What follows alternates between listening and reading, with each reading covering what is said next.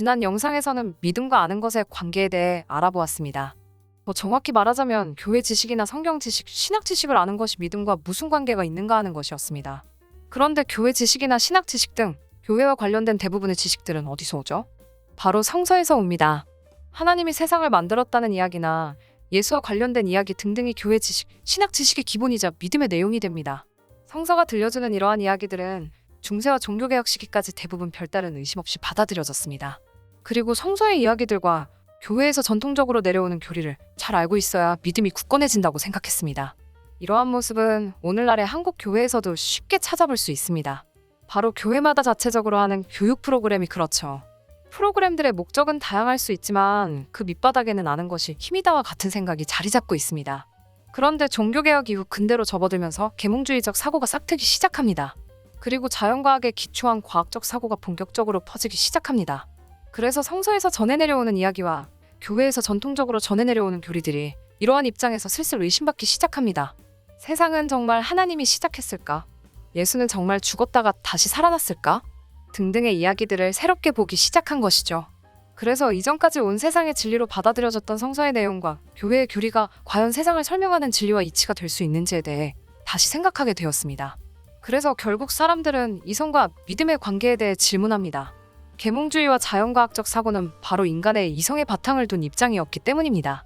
과연 성서와 교회의 이야기를 이성적으로 받아들일 수 있는가에 대한 문제이죠.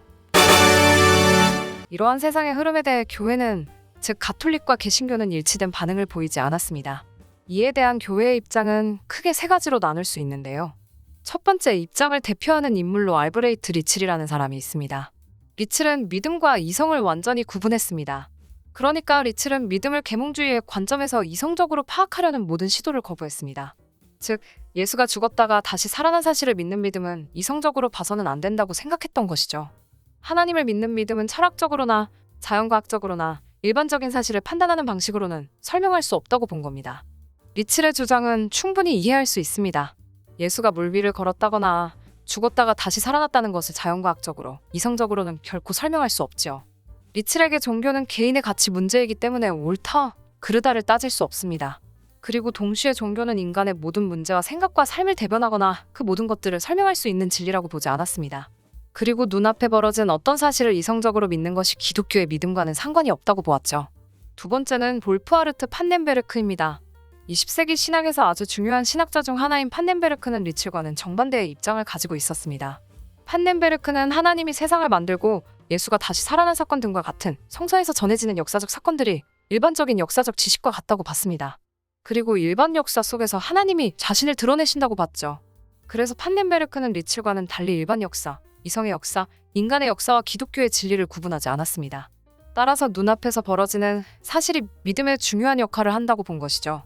예를 들어 판넨베르크는 그리스도의 부활과 그리고 그리스도가 부활 이후 제자들에게 나타난 사건을 분명한 역사적 사실로 받아들였던 겁니다. 세 번째는 로마 가톨릭의 입장입니다. 로마 가톨릭은 전통적으로 인간의 이성을 기독교의 믿음 아래에 두었습니다. 즉, 믿음이 이성보다 더 중요하다고 봤죠. 그래서 제1차 바티칸 공의회에서 인간의 이성이 믿음을 함부로 파악할 수 없다는 교리가 확정됩니다. 이에 따라 이성이 믿음을 파악하려 해도 아주 제한적인 범위에서만 가능하다고 봤죠. 그래서 가톨릭 안에서 이성은 믿음의 내용이나 성서의 내용이 사실인지 아닌지를 결정할 수 있는 권한이 없게 되었습니다. 그런데 1998년에 교황 요한 바오로 2세가 공포한 교령에서 믿음과 이성의 관계가 다시 정의되었습니다. 이 교령에는 믿음과 이성을 구분하는 근대적인 사고는 믿음의 확신과 이성의 가치를 훼손시킨다는 내용을 담고 있습니다.